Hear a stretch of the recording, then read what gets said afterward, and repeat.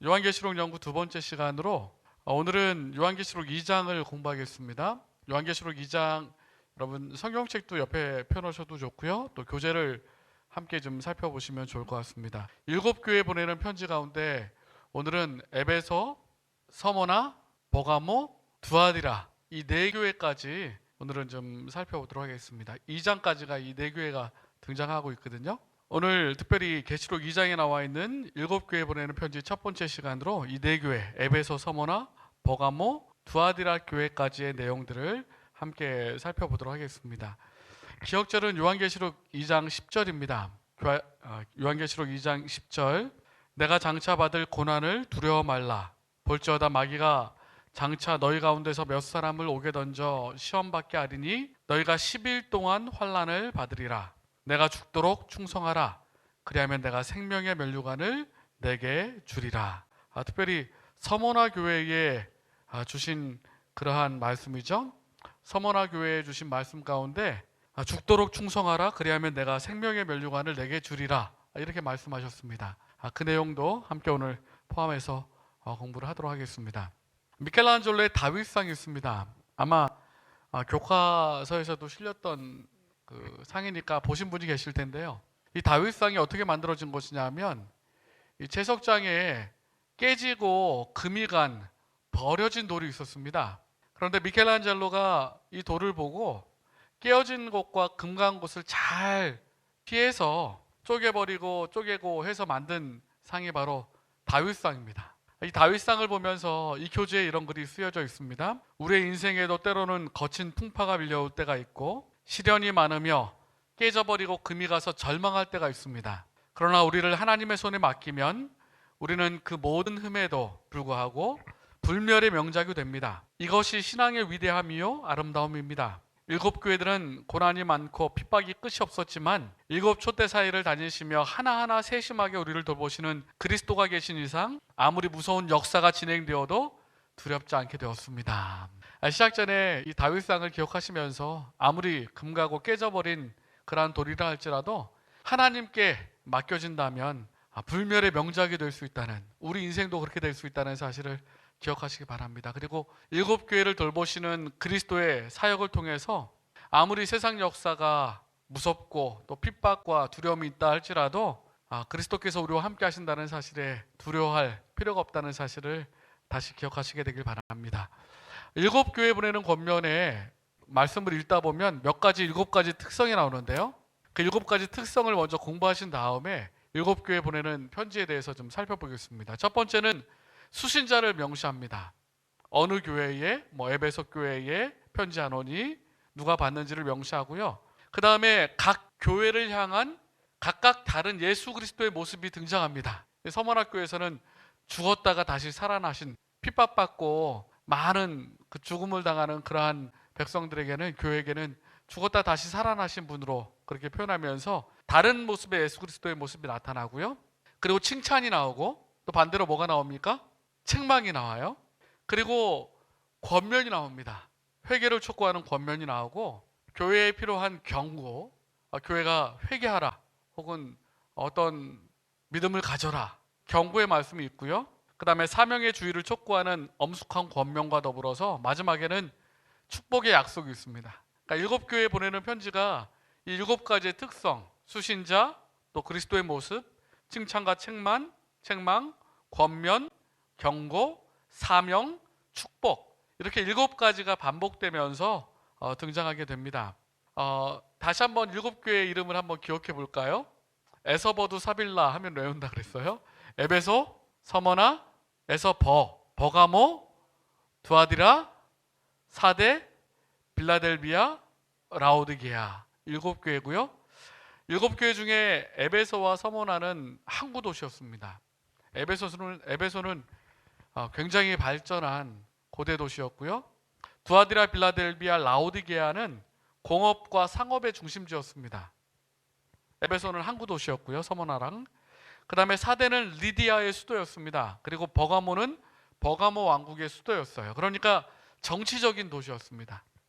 에베소, 서머나, 두아디라, 빌라델비아, 라오디게아, 사대, 버가모 이 7교회는 7교회 보내는 편지는 사실 한 교회만 해당되는 기별이 아니고 7교회 전체에 해당되는 기별입니다. 그러니까 우리가 라오디게아 시대에 산다고 해서 라오디게아에 보내는 권면만 우리에게 주신 기별이 아니고 7교회에 보낸 각각의 권면이 7교회 전체에 해당되는 권면이에요. 그래서 한 교회 한 교회에 대한 상황들을 살펴보는 것은 굉장히 중요합니다. 그리고 이 사실을 먼저 이해하셔야 되는데요. 7교회를 연구하기 전에 이 분명한 사실을 먼저 이해하셔야 됩니다. 요한계시록이 미래에 일어날 일들을 요한에게 보여준 책이잖아요. 그렇기 때문에 7교회, 당시의 7교회들은 그 시대뿐만 아니라 요한 때부터 시작해서 세상 끝까지 일어날 시대의 교회들의 특성들을 예언적으로 보여주고 있는 것입니다. 왜 그렇게 생각하는지 몇 가지 이유가 있어요. 왜 그렇게 7교회를 요한 때부터 마지막 때까지 그런 그 시대별로 교회의 특성을 예언적으로 보여주는 것인지 그렇게 해석하는 이유가 몇 가지 있는데, 첫 번째, 다니엘서 2장 여러분 공부하신 것처럼 다니엘서 2장 보면 금신상부터 은, 그리고 놋, 철나라, 또 발가락 시대, 이 모든 한 신상을 통해서 바벨론 때부터 예수님께서 재림하는 뜨인 도유 시대까지, 그죠? 그 바벨론 때부터 지구의 종말 마지막 때까지의 시간을 쫙 보여주고 있습니다. 요한계시록도 전반부 7교회, 7인, 7나팔도 역사적인 부분을 취급하고 있고, 요한이 기록할 때부터 세상 끝까지의 시대를 보는 것이 자연스러운 해석이에요. 다니엘서 2장처럼 그렇게 시대적으로 적용하는 것이 자연스러운 해석이라는 것입니다. 그리고 두 번째로 서머나 교회에 보내는 권면을 보면 10일 동안 핍박을 받는다고 말합니다. 10일 동안. 이제 서머나 교회에서 공부를 하시겠지만 이 10일은 예언상 하루는 1년이라는 계산하에 10년 동안의 핍박인데, 이 10년 동안 핍박을 사실 4세기 초에 디오클레티아누스 황제 때 시작한 10년간의 박해를 예언 해석으로 그렇게 보고 있습니다. 그러니까 303년부터 313년까지 있었던 가장 극심한 핍박의 시대를 보고 있는데, 이 핍박은 서머나 교회에만 있었던 것이 아니에요. 모든 교회가 다 동일하게 핍박을 받은 것입니다. 그러니까 서머나 교회라는 장소가 아니라 서머나 교회 시대라는 것을 의미하고 있는 것이에요. 그래서 7교회는 그 각 교회별로가 아니라 시대별로 해석하는 것이 맞다라는 사실을 우리가 인식할 수가 있습니다. 그리고 세 번째로 우리가 이 7교회를 시대별로 그렇게 이해할 수 있는 그 증거로, 6번째 교회인 빌라델비아 교회에 보내는 편지 가운데 재림운동 시대에, 이 빌라델비아 교회는 재림운동 시대를 가리키잖아요. 그런데 이 재림운동도 마찬가지로 시대적으로 있었던 것입니다. 시대적으로. 그렇기 때문에 각 교회에 보내는 권면이지만 요한 때부터 마지막 때까지 7교회를 시대적으로 해석하는 것이 맞다라고 생각하는 것입니다. 그리고 마지막 7교회, 7번째 교회인 라오디게아 교회는 지금 우리가 살고 있는 교회이긴 하지만 당시에 요한이 쓴 이 편지서를 7교회가 회람했어요. 모든 교회가 돌려보면서 봤다는 사실을 통해서 7교회의 기별은 각각 모든 교회에 필요한 말씀이고 오늘날 우리들에게도 해당되는 말씀이라는 것입니다. 그러니까 에베소 교회도 오늘날 우리에게 해당될 수도 있고 서문화 교회도 우리에게도 해당될 수 있다는 사실이에요. 그래서 이 두 가지를 먼저 인식하고 계셔야 됩니다.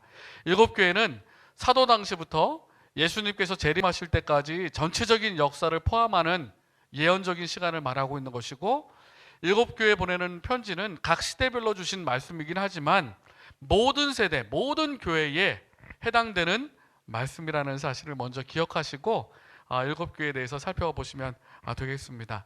지난주에 저희가 함께 살펴봤지만 이 터키 지역에 있는 이 7교회, 에베소, 서머나, 버가모, 두아디라, 사데, 빌라델비아, 라오디게아 교회의 위치입니다. 그리고 반모섬에서 사도 요한이 7교회에 보내는 편지와 요한계시록을 써서 보내게 된 것입니다. 먼저 7교회의 시대적 구분을 먼저 살펴보셔야 될 것 같은데요. 에베소 교회는 사도시대 교회입니다. 그래서 예수님께서 십자가를 지신 이후 31년 이후부터 사도들이 존재하고 사도들이 이 땅에서 사역할 때까지 약 100년까지 AD 100년까지의 기간 사도시대 교회를 에베소 교회로 그렇게 이해하고 있습니다. 그리고 서문화 교회는 100년부터 313년 어떤 일이 있었죠? 니케아 종교회의를 통해서 밀라노 칙령을 통해서 기독교가 공인됐죠. 그래서 박해가 끝나고 기독교가 공인된 313년까지, 그리고 버가모 시대는 타락 시대인데 기독교가 공인화되면서 그다음에 점점 이교 관습이나 습관이 들어오면서 타락하는 시대 538년 교황권이 최상권을 잡는 그 기간까지의 기간을 버가모 교회 시대라고 생각하고요, 이해하고요. 두아디라 시대는 암흑 시대입니다. 538년부터 1517년 루터가 종교 개혁을 시작할 때까지 종교 암흑 시대를 두아디라 시대로 이해하고 있습니다. 그리고 루터가 종교 개혁을 시작했던 1517년부터 교황권이 몰락하게 되는 1798년까지의 교회를 개혁 시대 사대교회라고 이해하고 있고요. 그리고 1798년부터 1844년까지 빌라델비아 교회 재림운동이 일어났던, 그리고 1844년부터 마지막 재림시까지의 교회를 라오디게아 교회, 마지막 종말시대의 교회로 이해하고 있습니다. 그런데 교재에 보시면 최근의 학자들은 지금 제가 설명드린 것처럼 정확한 연대를 구별하기보다는 1세기의 사도교회, 그리고 2세기, 3세기경의 바퀴시대 교회, 그리고 4세기, 5세기경의 세속화시대 교회, 5세기, 15세기 경우에 중세교회, 15세기에서 18세기까지 종교개혁 시대, 그리고 18세기, 19세기 선교시대, 재림운동 시대, 19세기 이후부터 재림 때까지 종말시대. 그래서 최근의 학자들은 이렇게 정확한 연도보다는 세대별로, 시대별로 구분하는 것을 더 선호한다라고 말하고 있습니다. 우리 에베소부터 라오디게아 교회까지의 시간적인 상황들을 먼저 이해하시면 또 2장의 말씀들을 살펴보는데 훨씬 더 큰 도움이 될 거라고 생각돼요. 이 도표가 7교회의 그 시간과 시대, 그리고 칭찬과 책망, 권고와 경고, 그리고 약속과 보상에 대해서 기록한 책입니다. 그 도표입니다. 요한계시록 2장과 3장을 정리한 내용인데요. 오늘 특별히 에베소부터 시작해서 두아디라까지의 말씀을 좀 살펴볼 것이고요. 재밌는 것은 몇몇 교회가 책망이 없습니다. 어느 교회가요? 서머나하고 바케시대 교회, 서머나 교회하고 빌라델비아 교회, 재림운동 시대의 교회. 그리고 반대로 칭찬이 없는 교회가 있어요. 칭찬이 없는 교회는 어디입니까? 네, 라오디게아 교회. 뜨뜻미지근한 교회. 뜨뜻미지근한 교회는 칭찬이 없어요.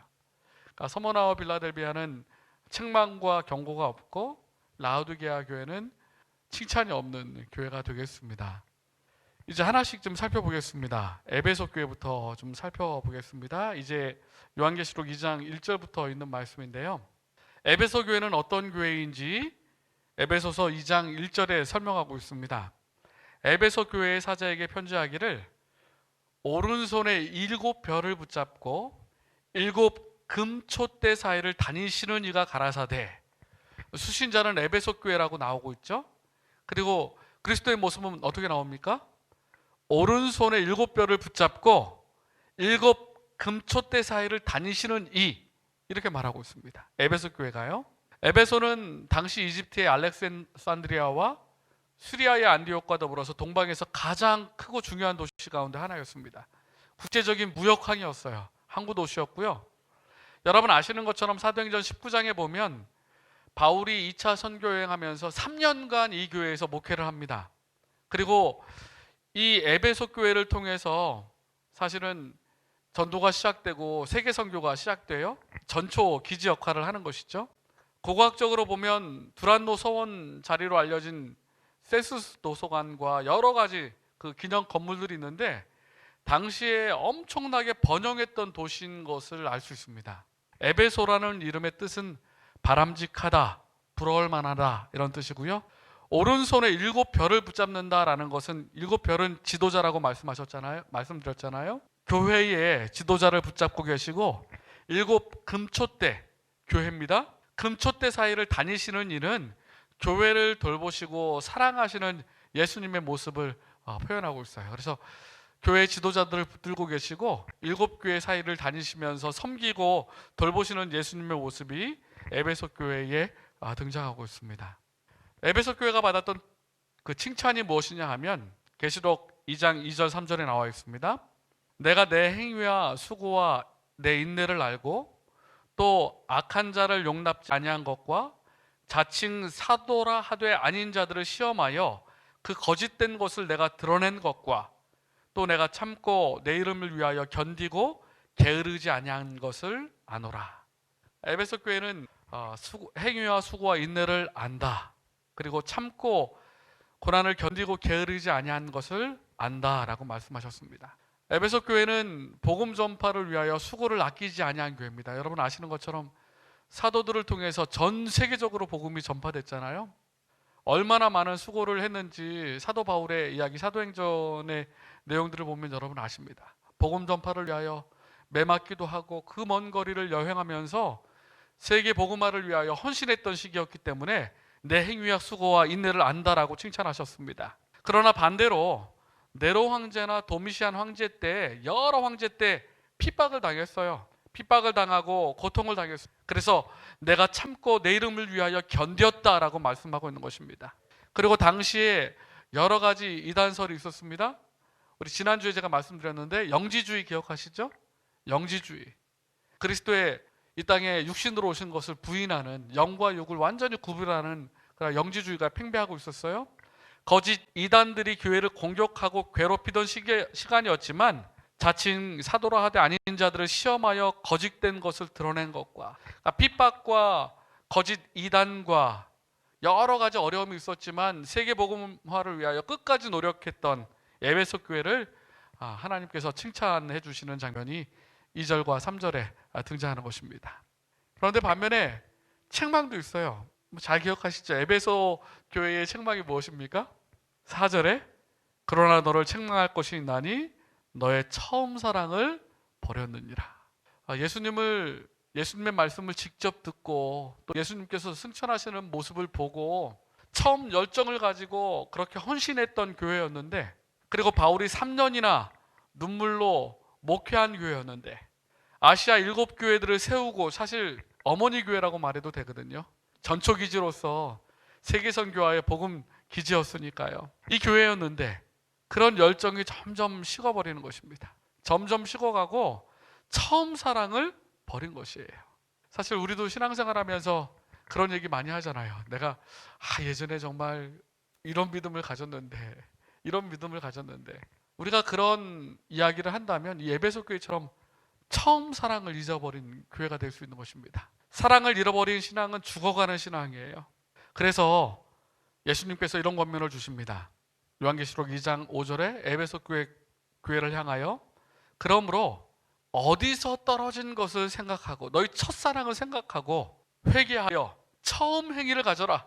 처음 그 열정을 회복하라, 이 말씀이죠. 만약 그래 하지 아니하면, 회개치 아니하면 내가 내게 임하여 내 촛대를 그 자리에서 옮기리라. 예수님께서 7 촛대 사이를 다니시면서 돌보신다고 하셨는데 그 촛대를 옮긴다는 것입니다. 그것이 회개하라는 말씀과 더불어서 주신 권면이에요. 초기 교회도 첫사랑의 교회였고 순결한 교회였습니다. 그리스도를 향한 사랑에는 생기가 있었고 열정이 있었습니다. 그런데 그 열정이 점점 식어가면서 마침내 죽어갈 것이라고 말하고 있습니다. 그래서 어디에서 떨어진 것을 생각하고 처음 사랑을 생각하고 회개하고 처음 행위를 가지라 말씀하셨어요. 처음 열정을 가지라고 권면하는 것입니다. 에베소 교회가 그러한 결점이 있었음에도 불구하고 6절과 7절에는 또 다른 칭찬과 상급에 대하여 말씀하고 있는데요. 6절과 7절입니다. 오직 내게 이것이 있으니 내가 니골라당의 행위를 묘하는도다. 나도 이것을 묘하노라. 귀 있는 자는 성령이 교회들에게 하시는 말씀을 들을지어다. 이기는 그에게는, 이제 상급이죠, 내가 하나님의 낙원에 있는 생명나무의 과실을 주어 먹게 하리라. 이 니골라당의 행위에 대한 힌트가 요한계시록 2장 15절에 나옵니다. 2장 14절에 발람의 교훈을 지키는 자들을 책망한 다음에 15절에는 이와 같이 내게도 니골라당의 교훈을 지키는 자들이 있도다라고 말합니다. 그러니까 발람의 교훈과 니골라당의 교훈이 같은 것임을 그렇게 암시적으로 말씀하고 있어요. 발람이 어떤 사람이었습니까? 선지자였죠. 선지자였는데 모압 그 왕이었던 발락에 의해서 돈으로 유혹을 받습니다. 이스라엘 백성들을 어떻게 하라고요? 저주하라고. 그런데 저주가 안 나오는 거예요. 그러니까 또 다른 아이디어를 내죠. 이방 여인과 혼인하게 하면서 타락하게 하는 거예요. 그러면 하나님께 저주를 받을 것을 알았기 때문에, 그래서 타락시키고 세속화시켰던 발람의 교훈과 니골라당의 교훈은 그래서 세속화 이렇게 이해하시면 맞습니다. 발람의 교훈과 니골라당의 교훈. 그런데 에베소 교회는 이 니골라당의 행위를 미워했다라고 말합니다. 니골라당의 행위를 미워했다 말했어요. 그래서 발람의 교훈은 세상과 타협하는 것입니다. 세속화되는 것이죠. 하나님의 백성들에게 올무를 놓아서 믿음에서 떠나게 하고 멸망하게 하는 것이 발람의 교훈이었고요. 니골라당이라는 말은요, 헬라어로는 백성을 정복한다라는 뜻인데요. 니골라당은 계명을 준수하는 것을 멸시하고 하나님의 말씀을 멸시하고 간음이나 우상의 제물을 먹는 것과 같은 것도 개의치 않고 쾌락주의에 빠진 원시 영지주의의 일파라고 생각합니다. 그러니까 세속화되는 그런 세속화된 삶을 가르치는 영지주의의 일파일 거라고 생각해요. 니골라당의 교훈의 핵심이 무엇이냐 하면 거룩한 것과 속된 것의 구별을 없애는 것입니다. 세상과 교회의 차이를 알 수 없게 만드는 것입니다. 세상과 타협을 일삼으면서 백성들을 정복할 만큼 강력한 영향력을 끼치는 것이 바로 니골라당의 교훈이에요. 여러분, 오늘날도 이런 유혹에 빠지기 쉽잖아요. 그죠? 속된 것과 거룩한 것의 구별이 없어지고 세상과 교회의 차이가 없어져 가고, 이러한 것이 바로 니골라당의 유혹, 그렇게 말하면 되겠습니다. 이해하시면 되겠습니다. 그런데 에베소 교회는 이 니골라당의 교훈을 미워하는도다 이렇게 말했어요. 우리 신앙생활하면서 우리도 다시 한번 우리 삶이 세상과 구별되지 않고 있는지, 세상과 교회가 정말 차이 없이 그렇게 흘러가고 있지 않은지 뒤돌아볼 필요가 있는 것입니다. 자, 이제 서문화 교회로 넘어가겠습니다. 서문화 교회는 요한계시록 2장 8절부터 나오는데요. 서론 부분에 제가 말씀드린 것처럼 서문화 시대는 박해 시대의 교회입니다. AD 100년경 사도들이 다 떠나고, 그리고 로마 시대에 박해가 이어지던 시대가 바로 서문화 교회인데요. 요한계시록 2장 8절에 보시면 서문화 교회의 사자에게 편지하기를 처음이요 나중이요 죽었다가 살아나신 이가 가라사대. 서문화 시대는 박해 시대니까 하나님의 백성들을 핍박하고 죽이고 하니까요, 그들에게 위로를 주기 위하여 예수님을 이렇게 표현합니다. 처음이요 나중이요 죽었다가 살아나신 이. 서문화 교회에 보내는 편지 가운데 그리스도가 그렇게 묘사되고 있어요. 서문화 교회는 터키의 항구 도시였습니다. 지금은 이즈마르라는 곳이래요. 이즈미르. 근데 당시 서문화 고고학에 보면 2만 명 이상 수용할 수 있는 원형 극장이 있고 전형적인 로마의 도시랍니다. 그러니까 어마어마하죠. 2만 명이 모일 정도의 체육관, 원형 극장을 만들었다면요. 서문화의 뜻이 몰약입니다. 몰약은 빻으면 빻을수록 더 향기가 나잖아요. 박해 시대 때 마찬가지예요. 핍박이 있으면 있을수록 그리스도인들은 더 깊은 믿음의 향기를 내뿜었기 때문에 이 서문화 교회는 몰약이라는 이름의 뜻을 가지고 있습니다. AD 100년경부터 콘스탄틴 황제가 밀라노 칙령을 통해서 그리스도교를 공인할 때까지 313년까지의 시대를 말하고 있습니다. 박해 시대였지만, 환난과 핍박의 시대였지만 영적으로는 부유한 시대였어요. 죽었다가 살아나신 이라는 표현은 부활하신 그리스도를 높이고, 뿐만 아니라 핍박과 고통당하는 그리스도인들에게 부활의 소망을 상기시켜주고 영원한 소망을 일깨워주는 적절한 표현이었습니다. 그래서 서문화 교회는 죽었다가 살아나신 이, 그렇게 표현하고 있는 것입니다. 서문화 교회가 어떠한 환난과 시련을 당할지 요한계시록 2장 9절에 이렇게 말합니다. 내가 내 환난과 궁핍을 아노니 실상은 내가 부요한 자니라. 자칭 유대인이라 하는 자들의 회방도 아노니 실상은 유대인이 아니요 사단의 회라. 이렇게 말하고 있어요. 서문화 교회는 책망이 없는 교회입니다. 제가 말씀드린 것처럼 핍박 시대고요. 서문화 교회는 황제 숭배와 유대인 율법주의자들 때문에 많은 핍박을 당했습니다. 그래서 자칭 유대인이라 하는 자들의 회방, 그렇게 말하고 있고요. 이 서머나 교회 당시에 폴리갑, 또 저스틴 말터 등 수많은 순교자들이 등장하게 되었습니다. 특별히 이 서머나에 이 폴리갑 순교교회가 있답니다. 지금 사진에 등장하는 이 교회인데 AD 156년경에 이 폴리갑에 일하는 여러분 너무나 잘 아시잖아요. 여러분의 교재에도 나오고 있는데 스타티우스라는 지방의 총독이 그리스도인들을 원형극장의 맹수 먹이로 희생시키면서 이 폴리갑도 잡혀오게 되었습니다. 그런데 이 폴리갑은 많은 사람의 존경을 받고 또 이 스타티우스도 이 폴리갑을 살려주고 싶었어요. 그래서 이렇게 말합니다. 단 한 번만이라도 이 자리에서 그리스도를 부인하고 신앙을 부인한다면 내가 당신을 살려주겠소. 이렇게 말할 때 폴리갑이 이렇게 고백하잖아요. 86년간 나는 그분을 섬겨왔고 그분은 나를 한 번도 모른다고 한 적이 없는데 내가 어떻게 나의 주님을 모른다고 할 수 있겠습니까? 그렇게 거절하고 화형으로 그렇게 죽음을 당하며 순교를 당합니다. 폴리갑이요. 이 서머나 시대에 그렇게 많은 믿음의 우리의 선구자들이 순교를 당하면서 끝까지 믿음을 지켰습니다. 그런데 요한계시록 2장 10절에 보면 내가 장차받을 고난을 두려워하지 말라. 볼지어다 마귀가 장차 너희 가운데서 몇 사람을 옥에 던져 시험을 받게 하리니 너희가 10일 동안 환난을 받으리라. 10일 동안 서머나 교회는 10일 동안 환난을 받을 것이다라는 예언이 기록되어 있습니다. 요한이 AD 96년에 이 요한계시록 썼다고 제가 말씀드렸으니까요. 장차 뒤에 있을 예언이었죠. 서머나 교회 시대에 10일 동안 환난이 있을 것이다. 그런데 어떤 학자들은 이 10일을 그냥 충분히 견딜 수 있는 시간이라는 식으로 그렇게 간단하게 이해하는 분들도 계셔요. 그런데 사실 우리가 다니엘서 공부하실 때도 배웠지만 예언된 하루를 1년으로 계산하는 연일 원칙이 있지 않습니까? 성경 어디에 등장하죠? 민수기 14장 34절과 에스겔 4장 6절. 하루를 1년씩 계산하라는 예언상의 해석 방법을 통해서 10일을 10년으로 보는 것이 가장 무난한 해석입니다.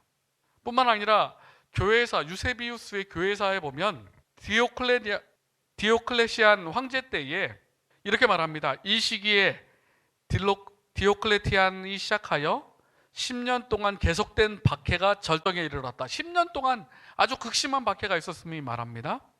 10년 동안 박해가 계속되는 동안에 박해자들 사이에는 음모와 내란이 그치지 않았다. 하나님의 선하심으로 말미암아 박해가 시작된 지 8년이 되던 해부터 완화되기 시작하여 10년이 되는 해에는 완전히 종식되었다.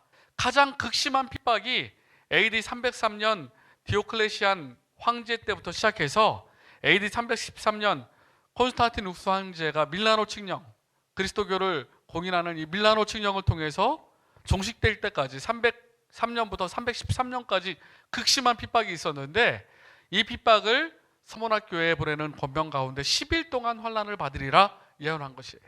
근데 교회 역사가 이 기간 동안에 10년 동안 극심한 핍박이 있었음을 유세비우스를 통해서 가르쳐주고 있는 것입니다. 그러니까 10일 동안의 핍박은 AD 303년부터 313년까지 있었던 디오클레시안 황제 때의 극심한 핍박임을 알 수가 있는 것이죠.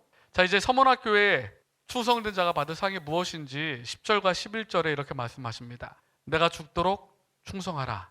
그리하면 내가 생명의 면류관을 내게 주리라. 핍박으로 인하여 고통당하고 죽임당하는 하나님의 백성들에게 충성한다면 생명의 면류관을 줄 것이다 말씀하셨습니다. 귀 있는 자들은 성령이 교회들에게 하시는 말씀을 들을지어다. 이기는 자는 둘째 사망의 해를 받지 아니하리라. 핍박을 통해서 죽음을 당하는 또 죽음의 고통 가운데 있는 그리스도인들에게 생명의 면류관을 줄 것이다 라고 말씀하셨고 둘째 사망의 해를 받지 아니할 것이다 말씀하셨습니다. 여러분, 첫째 사망은 아시죠? 첫째 사망은 이 땅에서 우리가 죽는 죽음, 그죠? 일반적으로 죽는 죽음을 말하고, 둘째 사망은 최후의 심판, 죄의 값을 통해서 주어지는 마지막 심판 후에 지구상에 내리는 최후의 심판을 말합니다. 이 둘째 심판은 구원의 기회가 다시 없죠. 부활도 없어요.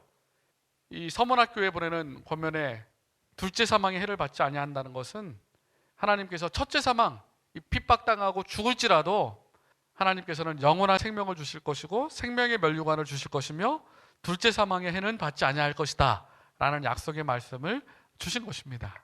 서문학교회는 둘째 사망의 해를 받지 않는다라는 말씀을 주셨다는 사실을 기억하시면 좋을 것 같습니다. 이제 세 번째 교회가 어느 교회예요? 버가모 교회입니다. 에베소, 서머나, 버가모 교회. 버가모 교회는 313년부터 그리고 교황권이 쇠상권을 이룩하게 된 538년까지의 시기를 말하는데요. 버가모 교회의 사자들에게 편지하기를 좌우에 날선 검을 가진 이가 가라사대. 여기 보시면 좌우에 날선 검을 가진 이다 이렇게 말씀하셨습니다. 왜냐하면 이 시기는 세속화된 시기이기 때문에, 세속화되고 타락하는 시기이기 때문에 그리스도께서 좌우에 날선 검, 하나님의 말씀을 가진, 세속화를 대항할 수 있는 무기는 하나님의 말씀밖에 없잖아요. 그래서 하나님의 말씀을 가진, 좌우에 날선 검을 가진 이다 이렇게 표현하고 있습니다. 그래서 버가모 교회를 기억하실 때 세속화 시기이기 때문에 좌우에 날선 검을 가지신 이로 그리스도가 표현되고 있다는 사실을 기억하시면 좋을 것 같아요. 이 버가모라는 뜻 자체가 성이 높다, 높은 성 이런 뜻입니다. 높이 들리우다 이런 뜻이에요. 그리고 이교 숭배의 중심지였습니다. 거대한 제우스 신전이 있었어요. 많은 신전들이 있었습니다. 그중 하나가 고대 유명한 종합병원이었던 아스클레피에온이라는 신전이 있었습니다. 병원이 있었습니다. 지금 사진에 나와 있는 것이 가는 길 고고학적으로 보여주는 사진인데요. 좌우에 날선검을 가진 이라는 말은 히브리서 4장 12절의 말씀처럼 살았고 운동력이 있어 좌우에 날선 어떤 검보다 예리하여 혼과 영과 및 관절과 골수를 찔러 쪼개기까지 하는 하나님의 말씀의 능력을 말합니다. 우리는 이 세상의 권력의 칼을 두려워할 것이 아니라 불순종하면 영원한 멸망에 이르게 하는 하나님의 말씀을 두려워하는 마음으로 받아들여야 할 것입니다. 버가모 교회는 어떤 칭찬이 주어졌냐 하면요, 요한계시록 2장 13절에 내가 어디 사는 것을 내가 아노니 거기는 사단의 위가 있는 데라. 사단의 위가 있는 데라. 내가 내 이름을 굳게 잡아서 내 충성된 증인 안티바가 너희 가운데, 안디바가 등장합니다. 너희 가운데 곧 사단이 거하는 곳에서 죽임을 당할 때에도 나를 믿는 믿음을 저버리지 아니하였도다. 버가모 교회는 세속화된 교회였는데 사단의 위가 있는 곳이었고 그 가운데 충성된 증인 안디바가 있다. 죽임을 당할 때에도 믿음을 저버리지 않았다라는 칭찬을 받습니다. 버가모라는 지역이 황제 숭배의 중심지였고 헬라 신들을 섬기는 중심지였는데요. 2m 높이의 제우스 재단이 있었습니다. 마치 거대한 보좌와도 같았어요. 길이가 39m나 됐고 너비가 11m나 됐고 높이가 12m나 되는 웅장한 재단이었고 아주 큰 위대한 건축물이었습니다. 많은 주석가들이 이것이 요한계시록에 언급된 사단의 위라고 생각합니다. 왜냐하면 제우스 이방신을 섬기는 재단이었기 때문에 사단의 위라고 생각해요. 그러니까 사단의 위가 있는 곳 버가모, 그렇게 이해하고 있는 것입니다. 안디바는, 이 안티라는 말은 반대한다 혹은 대신한다라는 뜻이고요. 바는 아버지의 단축형입니다. 그래서 아버지를 대신하는 사람 이런 뜻입니다.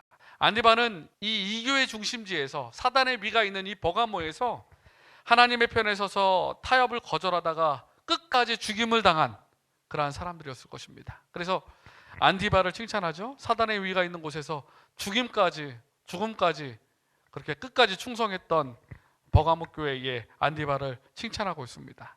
증인이라는 말은 마리툴레스라는 말인데요. 헬라어로 여기서 순교자 마터라는 말이 나왔습니다. 그래서 하나님의 증인으로 사는 것은 정말 생명까지도 그분께 바치겠다는 결심으로 하는 것이다라고 말하고 있는 것이죠. 안디바는 바로 아버지를 대신해서 일하는 사람이다 이렇게 설명하고 있습니다. 14절과 16절에 보시면 버가모 교회도 책망이 있는데요.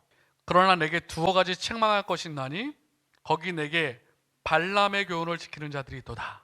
발람이 발락을 가르쳐 이스라엘 앞에 올무를 놓아 우상의 제물을 먹게 하였고 또 행음하게 하였느니라. 이와 같이 내게도 니골라당의 교훈을 지키는 자들이 있도다.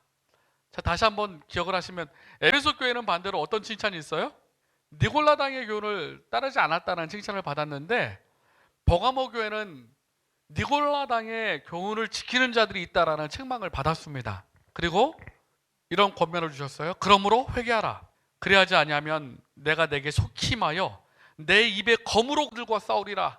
우리 버가목 교회에 날선 검을 가지신 이 그리스도께서 내 입에 검으로 말씀으로 그들과 싸울 것이다. 그렇게 말씀하고 있습니다. 발람의 교훈과 니골라당의 행위는 좀 전에 에베소 교회에서 말씀을 제가 드렸습니다. 발람은 이스라엘을 배도케 한 선지자였죠. 뇌물의 마음이 끌려서 간교한 이 발람이 이스라엘을 타락할 수 있도록 모압 여자들을 통하여 우상 숭배에 빠지게 만듭니다. 발람의 교훈은 세상과의 타협을 말하는 것이고, 니골라당의 행위와 발람의 교훈은 하나님의 백성들에게 올무를 놓아서 그들로 하여금 믿음에서 떠나게 하는, 멸망케 하는 물건들이에요. 멸망케 하는 것이에요. 그런데 아쉽게도 이 버가목 교회의 교회가 이 발람의 교훈과 니골라당의 행위를 따랐다라고 말합니다. 콘스탄틴 황제가 AD 313년 밀라노 칙령을 통해서 그리스도 교회를 공인하고 교회에 많은 특권을 줬어요. 하지만 그때부터 교회는 타락하기 시작합니다. 박해받고 고통을 당할 때는 순결한 교회였지만 박해가 끝나고 국가 권력과 교회가 결탁하게 되면서 교회가 타락하기 시작하는 거예요. 세상과의 타협은 교회의 축복이 아니라 재앙이 되는 것입니다. 그러면서 이 버가목 교회 시대에 예배일을 성서적인 안식일인 토요일에서 이교자들의 태양 숭배일인 일요일 날로 바꾸는 법이 공표됐어요. 그렇게 우상 숭배 타락의 시작이 이 버가목 교회에 시작된 것입니다. 그런데 교회가 그런 일이 벌어지면 신학적으로 해석하고 잘못된 것을 지적해야 되는데 이 세속적인 결정을 신학적으로 지원하고 교리화했습니다. 그래서 예배일을 토요일에서 일요일 날로 바꾼 것이에요. AD 321년 콘스탄티누스 황제가 일요일 법령을 내리지 않습니까? 이 일요일 법령을 내릴 때 교재에도 나오고 있습니다. 이렇게 내렸습니다. 존경할 만한 태양의 날에, 썬데이, 일요일이었잖아요. 당시 로마는 미드라 신을 섬겼는데 미드라 신을 섬기는 날이 바로 일요일이었습니다. 존경할 만한 태양의 날 일요일에 도시에 거주하는 행정관들과 백성들을 쉬도록 하며 모든 작업장들은 문을 닫도록 하라. 그러나 시골에서 농업에 종사하는 자들은 자유롭게 합법적으로 그 일을 할 수 있다. 이렇게 명령을 내리면서 안식일에서 일요일 날로 예배일을 바꾸는 일이 시작된 것입니다. 세속적인 물결과 안일함이 교회에 침투하기 시작했어요. 여러분, 오늘날도 마찬가지입니다. 아무리 교회 건물이 크고 아무리 많은 사람들이 교회에 몰려온다 할지라도 진리를 양보하고 타협한 교회는 이미 죽은 것입니다. 타락한 것입니다. 차라리 박해가 있고 순교자가 있을 때가 교회가 더 순결했습니다. 에베소 교회나 서머나 교회, 순결한 교회였어요. 하나님의 말씀의 영감성과 절대성을 훼손시키고 변질시키는 것이라면 그것이 바로 사단이 원하는 것입니다. 타협할 줄 몰랐던 초대교회가 오히려 그리워지는 시기입니다. 박해를 받았지만 꺼지지 아니하고 핍박을 받았지만 타오르는 순결한 신앙의 불꽃들을 가졌던 그 교회가 오히려 그리워지는 시간이에요. 오늘날도 여러분 마찬가지입니다. 라오디게아 교회를 살지만 이 버가모의 유혹에 빠질 수가 있어요. 세상과 타협하고 또 세속적인 물결과 안일함 속에서 교회가 타락하는 과정을 범할 수가 있는 것입니다. 그러한 교회에게 이렇게 권면의 말씀을 주십니다. 요한계시록 2장 17절 버가목 교회에 주시는 상급이 이렇게 말합니다. 귀 있는 자는 성령이 교회들에게 하시는 말씀을 들을지어다. 이기는 그에게는 내가 감추었던 만나를 주고 또 흰돌을 줄 터인데, 버가목 교회는 만나와 흰돌이에요. 그 돌 위에 새 이름을 기록한 것이 있나니 받는 자밖에는 그 이름을 알 사람이 없느니라. 감추었던 만나는 여러분 아시는 것처럼 40년 동안 광야에서 이스라엘 백성들을 먹였던 생명의 양식이었습니다. 이 만나는 어떠한 상황 가운데서도, 고난 가운데서도 하나님께서 돌보시고 살피시겠다는 하나님의 약속이며 보증이에요.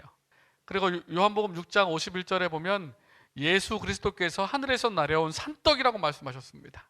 그러니까 세상 분주에 휩쓸리지 아니하고 믿음을 지키고 순결을 지키는 하나님의 백성들은 무엇보다 가장 귀한 보물인 예수 그리스도를 선물로 받게 될 것이라는 말씀, 만나를 줄 것이다, 그렇게 말씀하신 것이에요. 그리고 흰돌은 우리가 지난 첫째 시간에 공부를 했는데 흰색은 영광과 승리와 순결의 상징이지 않습니까? 그리고 고대 재판정에서 무죄 판결을 내릴 때에 흰돌은 무죄를 가리키는 투표의 도구였답니다. 그러니까 흰돌을 받는다는 것은 우리가 하나님 앞에 무죄의 선언을 받고 죄 용서함을 받았다라는 사실을 가르쳐 주는 것이고, 또 운동 경기장에서는 최종 승리자에게 수여하는 메달이 바로 흰돌이었대요.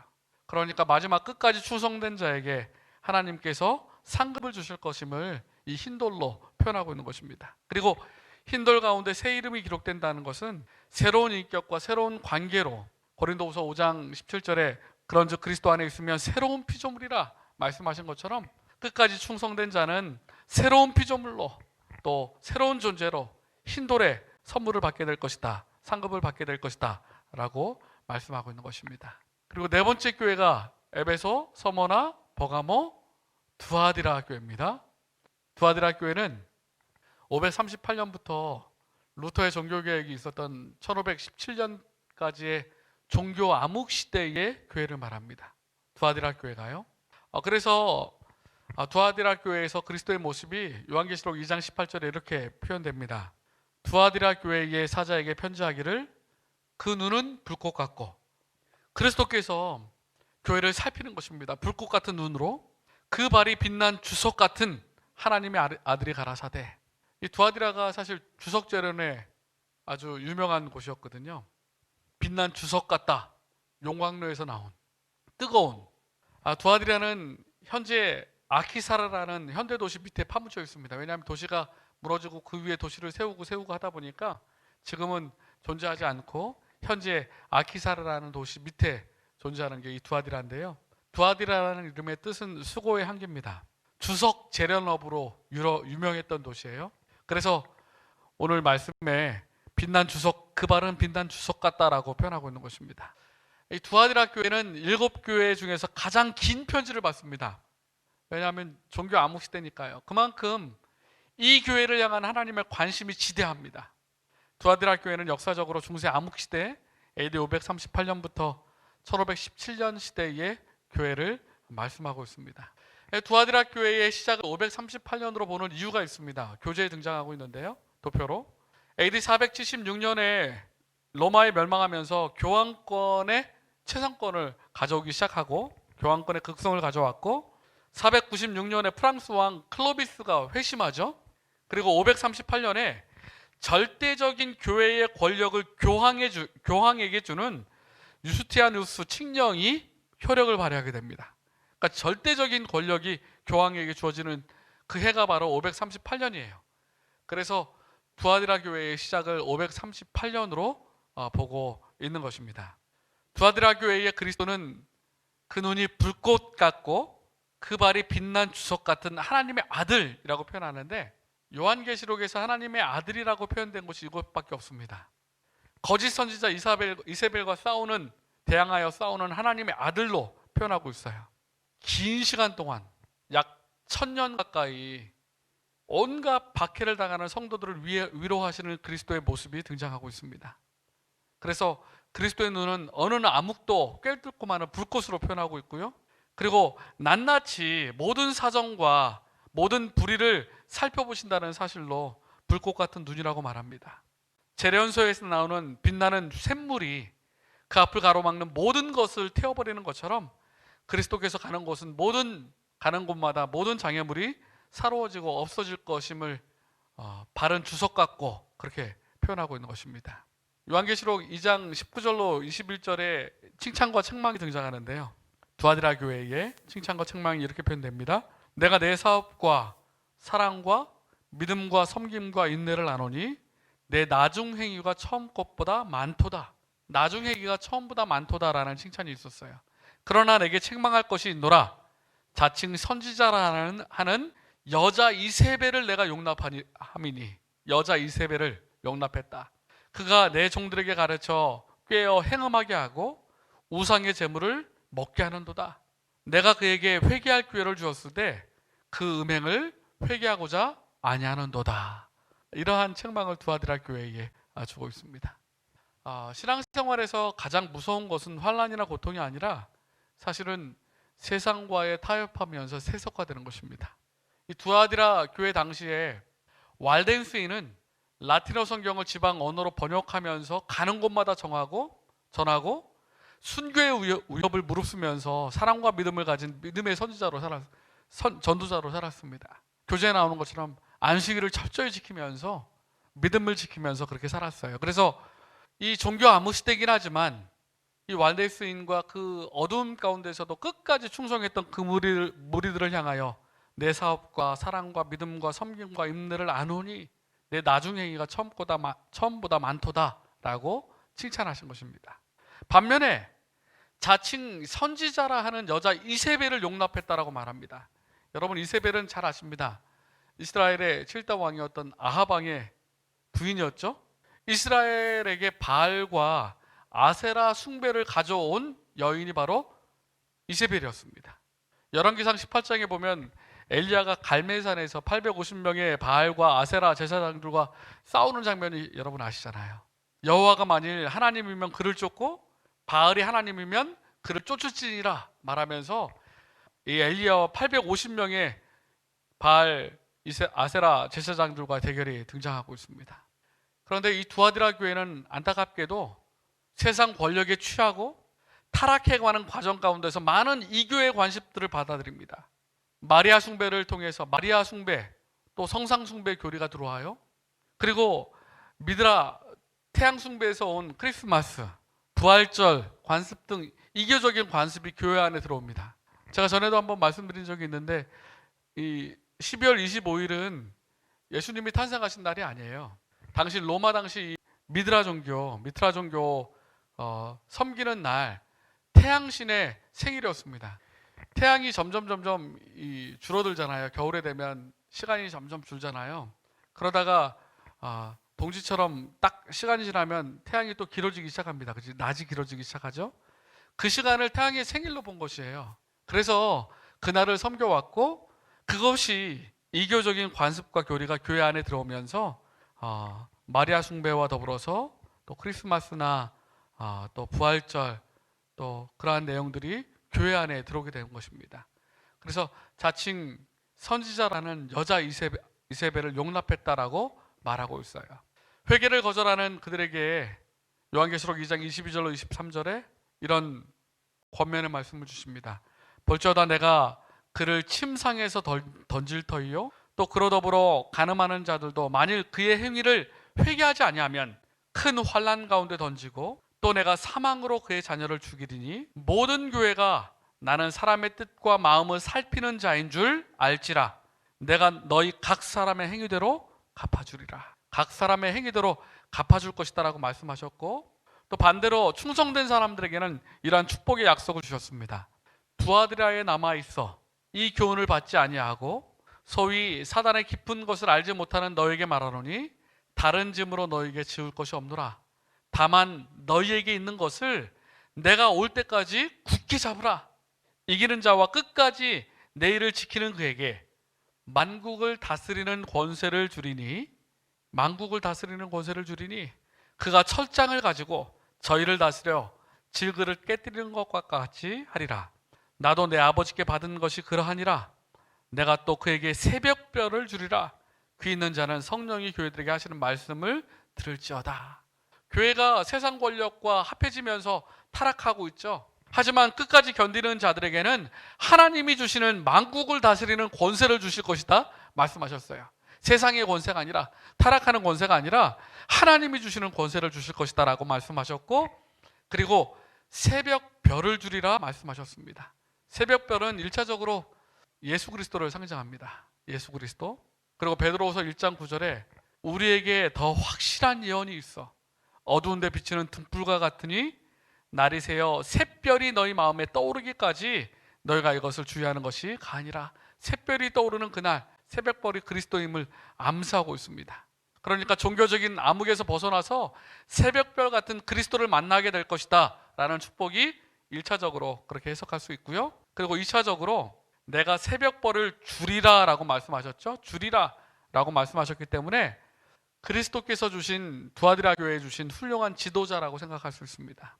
여러분 아시는 것처럼 이 종교 암흑 시대 때에 종교개혁의 새벽별이라고 불리는 위클립이나 또 1517년 말틴 루터를 통해서 종교개혁자들이 새벽별처럼 떠올라서 종교 암흑 시대를 밝혔기 때문에 새벽별을 줄이라 이렇게 말씀하셨어요. 그래서 종교 암흑 시대 때 축복은 새벽별을 줄이라 라고 말씀하신 것입니다. 자, 이제 오늘 에베소와 서머나 버가모 두아디라 교회까지 살펴봤는데요. 긴 말씀이죠. 정리를 좀 하겠습니다. 도표를 보시면 오늘 살펴본 게 요 네 교회예요. 에베소, 서머나, 버가모, 두아디라 교회. 에베소 교회는 사도시대 교회입니다. 31년부터 100년경까지. 그런데 예수님의 모습을 일곱 별을 붙잡고 교회 지도자, 7교회를 다니시는 이 에베소 교회가 7교회 첫 교회니까 교회를 사랑하시는 그리스도의 모습이 등장하고 있고, 처음 행위와 수고와 인내를 안다라고 말씀하셨습니다. 니골라당을 미워한다는 칭찬을 받았어요. 에베소 교회는 영지주의를 배격하지 않았습니까? 그래서 니골라당을 미워한다라는 칭찬을 받았지만 첫사랑을 잃어버렸다라는 책망을 받았습니다. 그리고 하나님께서는 끝까지 하나님의 말씀을 지키는 자에게 생명과를 먹으리라라는 보상과 약속을 주셨어요. 이게 에베소 교회고, 서머나 교회는 바퀴 시대 AD 100년경부터 313년까지의 시대인데, 그리스도는 바퀴 시대이기 때문에 죽었다가 살아나시니 그렇게 부활의 소망을 이 바퀴 시대에 주고 있습니다. 그리고 내 환난과 궁핍과 유대인의 회방을 안다라고 말씀하셨어요. 이 바퀴 시대이기 때문에 환난을 안다라고 말씀하셨고, 칭찬은 내가 실상은 부유하다, 핍박받고 있지만 부유한 자다 말씀하셨습니다. 책망과 경고는 없죠.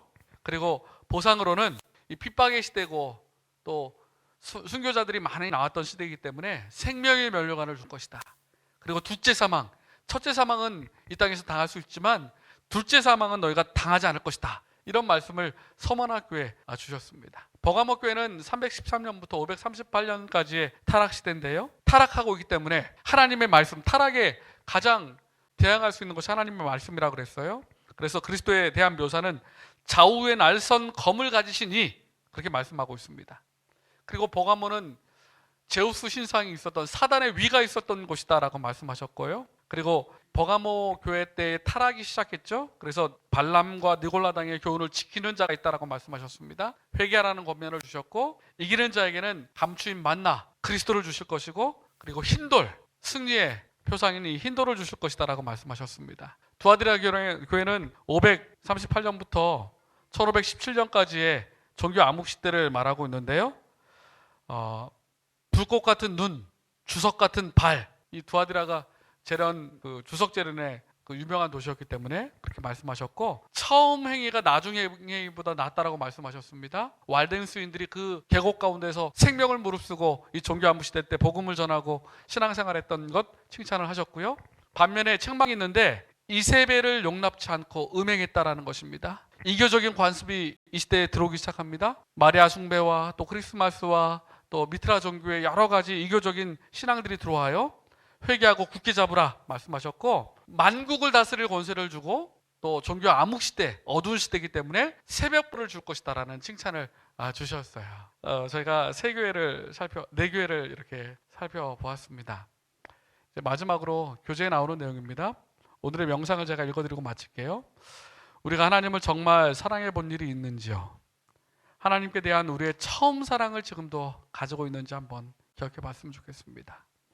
서문학교회를 생각하면서 고난이 왔다고 해서 쉽게 실망하고 있는지 한번 생각해 보면 좋겠습니다. 하나님이 계시지 않는 것처럼 떨고 슬퍼하며 낭망하지는 않았는지 뒤돌아봤으면 좋겠습니다. 혹시라도 세상적이고 세속적인 이세벨 교훈에 빠져서 하나님을 슬프게 하지 않았는지 뒤돌아봤으면 좋겠습니다. 하나님께서는 우리가 회개하여 죽도록 충성하면 우리에게 생명의 멸류관을 주신다고 말씀하셨습니다. 이 네 교회, 7교회 가운데 4교회를 살펴보면서 저와 여러분 모두가 다시 한번 우리의 삶을 되돌아보고 끝까지 충성하고 또 생명의 멸류관을, 주님께서 주시는 영원한 상급을 받는 저와 여러분 되시길 간절히 바랍니다.